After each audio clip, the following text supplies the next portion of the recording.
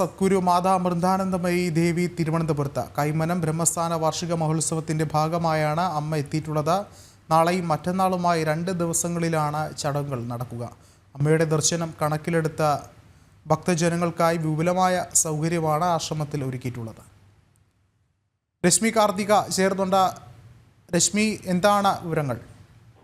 വിഷ്ണു, തിരുവനന്തപുരം കൈമനം മാതാ അമൃതാനന്ദമയി മഠം ബ്രഹ്മസ്ഥാന പ്രതിഷ്ഠാ വാർഷിക മഹോത്സവത്തിനാണ് ഭക്തി നിർഭരമായിട്ടുള്ള തുടക്കം കുറിച്ചിട്ടുള്ളത്. സദ്ഗുരു മാതാ അമൃതാനന്ദമയി ദേവി വാർഷികാഘോഷ ചടങ്ങുകൾക്ക് മുഖ്യ കാർമ്മികത്വം വഹിച്ചു. ഇന്നും നാളെയുമായി 2 ദിവസങ്ങളിലായി പ്രതിഷ്ഠാ വാർഷിക ചടങ്ങുകൾ ഉൾപ്പെടെ നടക്കും. ഏതാണ്ട് 5 വർഷങ്ങൾക്ക് ശേഷമാണ് മാതാ അമൃതാനന്ദമയി ദേവി അനന്തപുരിയിലേക്ക് എത്തിയത്.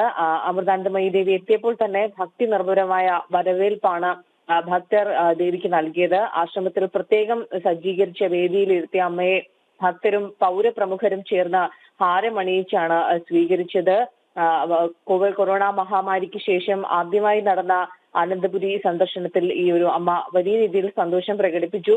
സനാതന ധർമ്മത്തിൽ അധിഷ്ഠിതമായി വൈവിധ്യങ്ങളെ തുറന്ന മനസ്സോടെ സ്വീകരിക്കാൻ ഭക്തർ തയ്യാറാകണം എന്ന് അമ്മ പറഞ്ഞു. പിന്നീട് ഇന്ന് പ്രധാനമായും ഭജനയും അതോടൊപ്പം തന്നെ സത്സംഗവും ഉൾപ്പെടെ നടക്കുന്ന ഒരു സാഹചര്യം ഉണ്ടായി. ബ്രഹ്മസ്ഥാന വാർഷിക മഹോത്സവത്തിന്റെ ഭാഗമായി ഇന്നും നാളെയും അമ്മയുടെ ദർശനം ഉണ്ടാകുമെന്നുള്ളതാണ് അറിയിച്ചിരിക്കുന്നത്. യാത്രാ സൗകര്യവും ഭക്ഷണവും അടക്കം വിപുലമായ സൗകര്യങ്ങളാണ് മഠം ഭക്തർക്കായി ഒരുക്കിയിരിക്കുന്നത്. വിഷ്ണു, ശരി.